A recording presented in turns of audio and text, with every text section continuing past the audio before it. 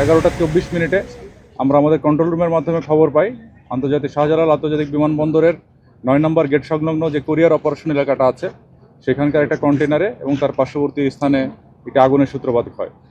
সেই খবর পেয়ে আমাদের বিমানবন্দরে যে স্টেশন আছে সেই স্টেশন থেকে অতি দ্রুত 11টা 25-এর মধ্যেই প্রথম ইউনিটটা আমাদের এখানে পৌঁছায় যায় এবং তার আগুন নিয়ন্ত্রণে কাজ করে। পরবর্তীতে এখানে আমাদের উত্তর স্টেশন থেকেও 2টি ইউনিট আসে, সর্বমোট 4টি ইউনিটের এখানে অগ্নি নিয়ন্ত্রণে কাজ করে। এছাড়াও বন্দরের যে নিজস্ব অগ্নি নির্বাপনের ব্যবস্থা আছে তাদেরও যে ইউনিটটি আছে তারাও এখানে কাজ করে এবং আমাদের যে বিমান ঘাঁটি আছে বিমান বাহিনীর সেখান থেকেও তাদের অগ্নি নির্বাপন ব্যবস্থাপনার যে ইউনিটগুলো আছে সেগুলো সেখানে কাজ করে এবং তাদের সকলের সমন্বিত প্রচেষ্টায় আমরা 11টা 38 আগুন নিয়ন্ত্রণে সমর্থ হই এবং 1টা 5 মিনিটে এই আগুন সম্পূর্ণভাবে নির্বাপন করতে সমর্থ হই।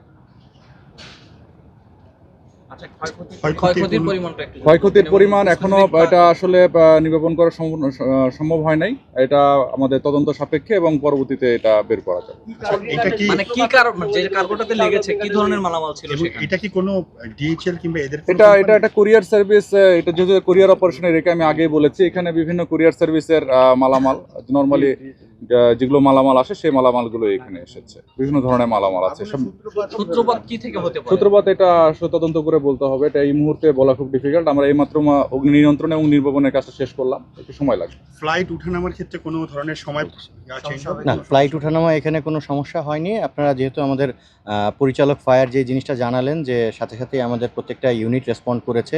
আমাদের বিমানবন্দরের যে ইন্টিগ্রেটেড যে ফায়ার ইউনিট আছে সেটা আমাদের পার্শ্ববর্তী অল্প কিছুদিন আগে আমাদের ফায়ারের সাথে এমওইউ করে আমাদের প্রায় 2 মাস হলো আমাদের ফায়ারের 2টা ইউনিট আমাদের এখানে থাকে ইমিডিয়েট রেসপন্ড করার জন্য। আর আমাদের পার্শ্ববর্তী বিমান বাহিনী ঘাঁটি একে খন্দকার তো আছেই। সো সমন্বিতভাবে সকলের খুব দ্রুত অ্যাক্টিভ পার্টিসিপেশন ছিল এখানে এবং তারা দ্রুততার সাথে রেসপন্ড করার পরে আগুনটাকে সম্পূর্ণ কন্ট্রোল করা যায়।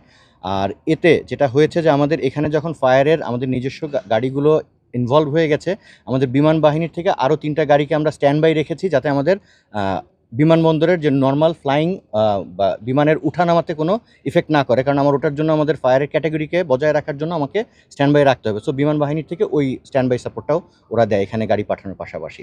আর আগুন যেটা আপনারা যে প্রশ্নটা করলেন যে ওখানে যেই স্টেশনের কিছু ক্ষয়ক্ষতি হয়েছে, বেশ কিছু মালপত্র যেগুলো পড়েছে এবং এগুলো ছোট এগুলো বড় কার্গো না, কুরিয়ারে তো আসেই ছোট জিনিসগুলো। আর যেটা ধারণা করা হচ্ছে এখানে আসলে ওই কন্টেইনারের উপরে কিছু পানি নিরোধক ট্রিপল টাইপের ছিল যেটা কিন্তু আবার ফ্লেমটাকে খুব তাড়াতাড়ি ছড়ায় দেয়। তো এটাও ওখানে ছিল, এখান থেকেও আগুনটা ছড়াতে পারে। তো তদন্ত সাপেক্ষে সব কিছুই আসলে বের হয়ে আসবে। ইমিডিয়েটলি এখনই কিছু বলা যাচ্ছে না।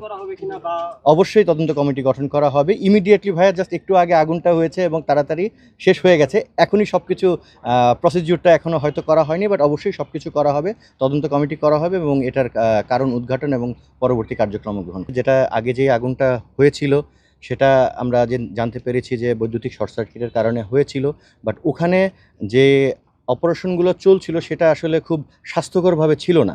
এবং অ্যাকচুয়ালি আমাদের এখানেও যে কুরিয়ারটা আমরা টেম্পোরারি অ্যারেঞ্জমেন্ট আমরা এখানে করেছি, দিনে দিনে এখানকার স্টকটা বাড়ছে। এটা আমার মানে এখানে আসলে ওয়্যার হাউস করার মতো সিচুয়েশন নেই। এখানে আমাদের যেটা কুরিয়ারগুলো আসবে ট্রানজিট হিসেবে অত দ্রুততার সাথে আমাদেরকে এটাকে ক্লিয়ার করা উচিত, বাট আস্তে আস্তে এটার মাত্রা বেড়ে যাচ্ছে। আজ পর্যন্ত মানে বৃহস্পতিবার রাত পর্যন্ত প্রায় 147 টন কার্গো মানে কুরিয়ার এখানে জমা হয়ে আছে। এটা তো আসলে থাকা উচিত না, এটা দ্রুততার সাথে নেওয়া উচিত। যারা কুরিয়ার অর্ডার করছে তাদেরও নিয়ে যাওয়া উচিত যাতে এখানে আমাদের কোনো রকম অগ্নিঝুঁকি না হয়। এই সম্ভাব্য অগ্নিঝুঁকি যাতে না থাকে সেজন্যই কিন্তু আমাদের চেয়ারম্যান মহোদয়ের ঐকান্তিক প্রচেষ্টা এবং আমাদের ডিজি ফায়ার স্যারের ঐকান্তিক সমঝোতার মাধ্যমে এখানে আমাদের ফায়ার 2টা ইউনিট আমরা রেখেছি যাতে আমরা দ্রুততার সাথে যে কোনো কিছুতে রেসপন্ড করতে পারি।